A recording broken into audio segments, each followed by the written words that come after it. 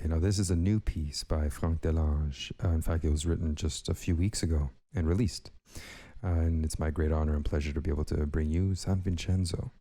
I really love this music, and I'm sure you're going to enjoy this piece too. Very simple to learn, not very complicated rhythmically, but it's incredibly satisfying to play.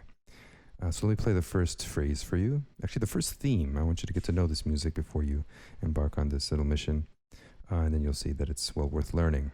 So I'll give you the first theme, and then of course I'll teach you how to play the entire piece yourself. So here it is, San Vincenzo.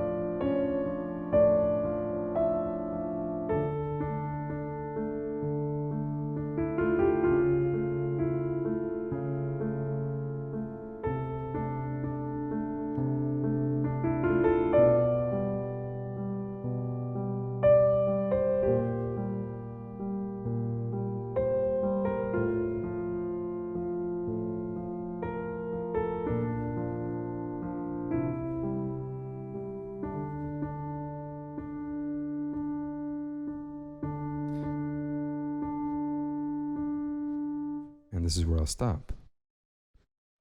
Now, to start from the beginning, we have to get a little bit of a handle on the left-hand rhythm. It's syncopated, but it's syncopated in the exact same way at every moment, so that's something we can definitely take advantage of to make our life a little bit easier here. But before we get started, please consider subscribing to the channel if you haven't already, and hitting that little notification bell. At this moment in time, it means the most to the channel. If you hit the little notification bell, it shows the YouTube algorithm that you think this stuff is worthwhile. It's worth promoting. Okay, with that said, let's jump into it then, shall we? We're in D minor to begin. So it starts very simply with a 5 and a 1, right? So let me give you the first bar.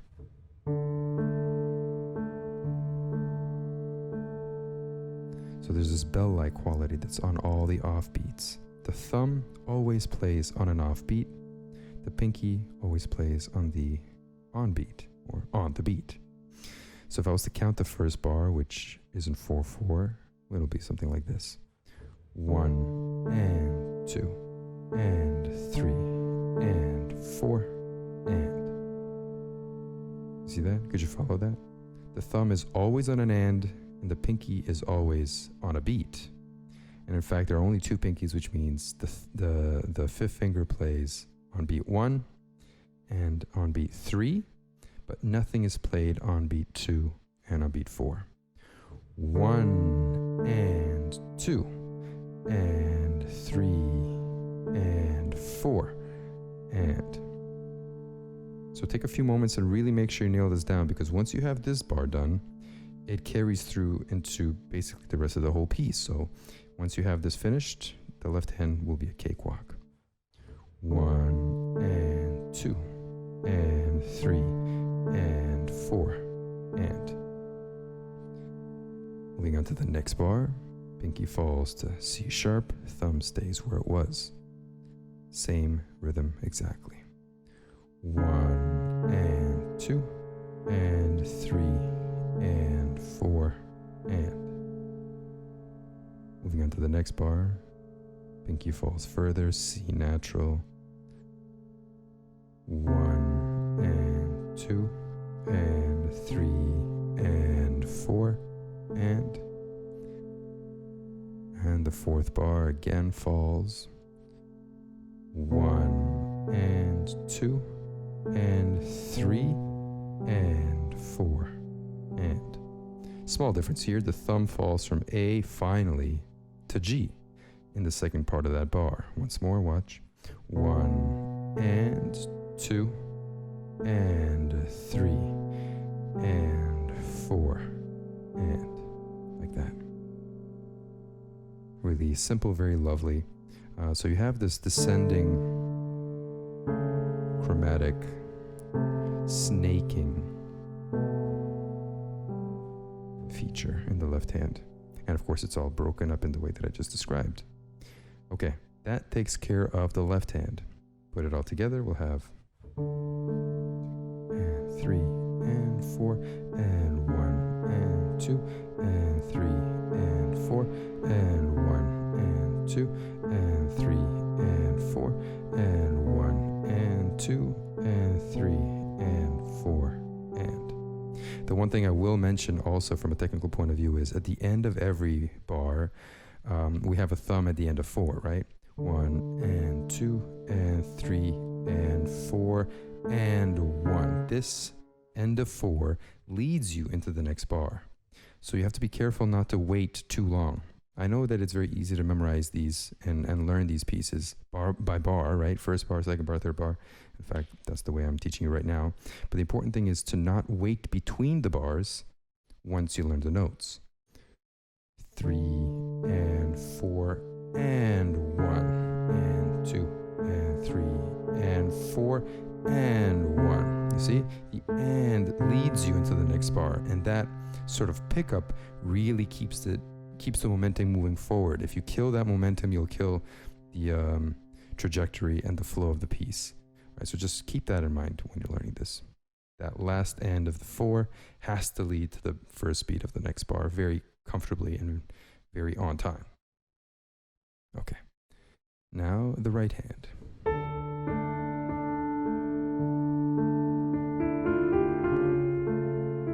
Very lovely. Okay, so first we'll tackle the notes, fingering, and then we'll talk about the rhythm.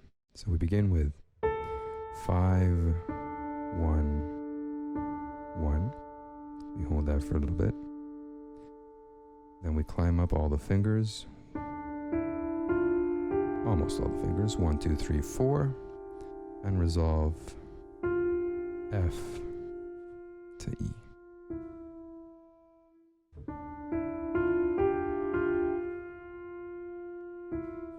Like that. Next bar, same beginning, 5, 1, 1. Hold for a little bit, then switch fingers, and then 3, 2, 3. Like that. Not too shabby, right? Now, from a rhythmical point of view, this is what we're going to have. 1 and 2 and 3 and 4 and 1 and 2 and 3 and 4 and. Right, so we have, those are all 16th notes. That is to say, we have 4 notes per 1 beat. And the way that I'm dividing it as I speak it is in eighths. 1 and 2 and 3 and. Right, every beat is getting a division of 2. So what you're going to have to do when you play this is think about it in that, with that framework in mind. 4 and, you see? 2 notes for 4, 2 notes for the and of 4. 4 and then the next bar is just regular quarter and then half. 1 and 2 and 3, and then that's easy. Once more. 1 and 2 and 3 and 4 and 1 and 2 and 3 and 4 and. Cool. And that's made even easier by, well, playing hands together. The left hand, since you know it already, sort of serves as a scaffolding for the right. So let's see how that sounds. 1 and 2 and. To start, what I'm going to do is show you where the hands play together and where they don't. Together, together, right,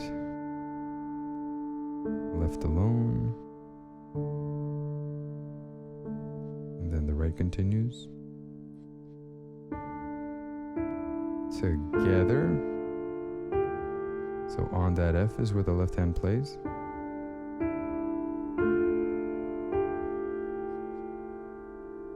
And then together, left, right, and then left continues. So take a moment and just sort of fit those in really manually in this way. It might be easy for you. If it is, just move on to the next part of this tutorial. But those of you that generally struggle with putting hands together, this is a nice way of getting your foot in the door. Just know where they play together and where they don't. And once you have a little bit of that muscle memory going, then you can begin to structure it rhythmically. Okay, assuming now that you have structured it, let's, or at least put it together, let's bring the rhythm into this. 1 and 2 and 3 and 4 and there's your first bar. Moving on. 1 and 2 and 3 and 4 and. Second bar is even more simple. Moving on. The third bar is, well, begins much the same way rhythmically. 1 and 2 and 3 and 4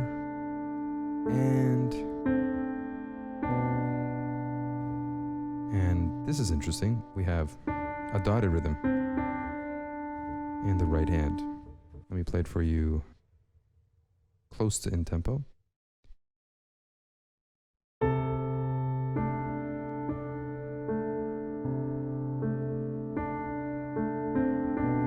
So you need that little C just before the next bar comes in. Bum, bum. Right? That is a 16th note. 1 and 2 and 3 and 4 and 1. Do that by ear. Don't do too much counting there. Just try to fit it in. Once you have that in there, try to speed it up a little bit and it'll sound more natural. 1 and 2 and 3 and 4 and 1 and 2 and 3 and 4 and. Not too shabby, right? Okay, so that should cover the first main theme, the first section, the first phrase. Yeah, it's not the full theme, but it's the first phrase for sure. Let me play all of it nice and slow with no pausing with the counts. 1 and 2 and 3 and 4 and 1 and 2 and 3 and 4 and 1 and 2 and 3 and 4 and 1 and 2 and 3 and 4 and. Okay, the pedaling, a couple minutes there. I would suggest doing one pedal for every bar. You can switch it if you'd like, if you want to clean it up a little bit, but I think it's perfectly legit to do this. Pedal starts down.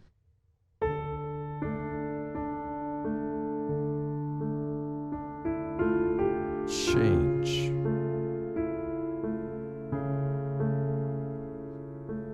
Change. Change.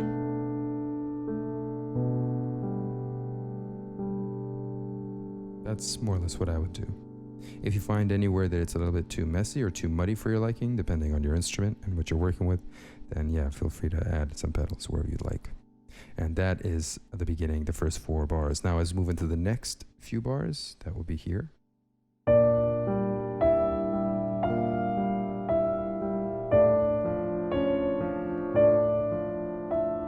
Really lovely. We'll do that on the website. And yeah, let's finish this bad boy off. I'll put the whole piece on there. So from beginning to end, the whole full tutorial in all its glory. And I'll be there to help as well. Okay, I'll see you guys on there and happy practicing. Take care of yourselves. See you soon.